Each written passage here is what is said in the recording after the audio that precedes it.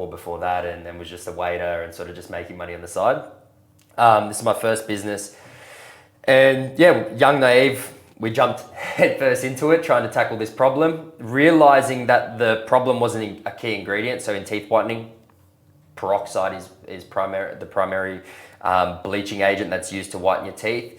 We Googled a heap to try and research and find out what we had to do, what else was on the market. We ended up stumbling upon a few labs around the world that were formulating peroxide-free alternatives. So we picked up the phone, jumped on a call with a number of different labs just to talk to them what they were doing, how they were doing it. And we landed upon a lab in the EU who was formulating peroxide-free products, which we ordered samples of, and they were amazing. They worked really, really well, but they didn't really commercialize the product.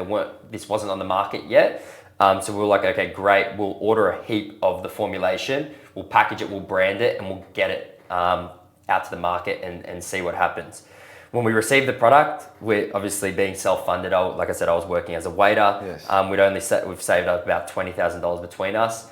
Bought stock, not really which is still a lot of money when you're that age, because most people that are 19 and 21, they're actually not even, used to saving money. Every dollar they make, they actually spend. So for you guys to work hard to that point and save that amount of money and then put it all into the business, it was a big deal. 100%. And I think on that, like with the savings, for me, that's from a young age, I've always been just like super dedicated and focused, whether it's playing football, whatever it is, I've got a goal. It's like, I want to achieve that. For me, it was like, I wanted to save money to do something in the future, whether it was buy a house or do something. For me, that was always my mindset. So I would do, as a waiter, I would do the shifts that no one wanted and do extra shifts until I couldn't do more. So like I would work every Christmas almost illegally, as many hours as I could take up everyone's shifts, because instead of getting paid $20 an hour, I was getting paid $60 an hour. Yes, so for me, I'd take on all of that.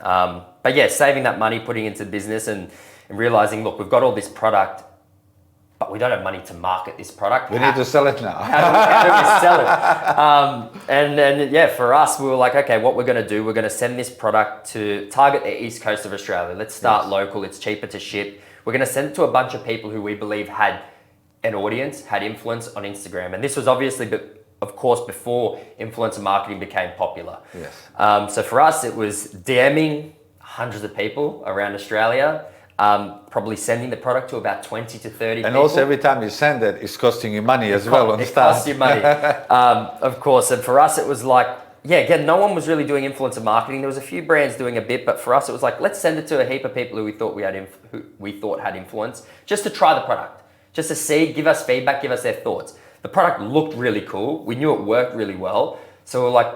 And the name was great. The name worked as well. And it stood out. So we sent it to people and you just started getting this feedback, but you also started getting people sharing the product. Whereas I think if we started today, we sent it to heaps of people. People would see it, they'd use it, they might even love it. But to try and get someone to share it today is a lot harder. Yes. But back then it was a new novel thing where people were like, this is great. I'm going to put it on my Instagram, on my feed.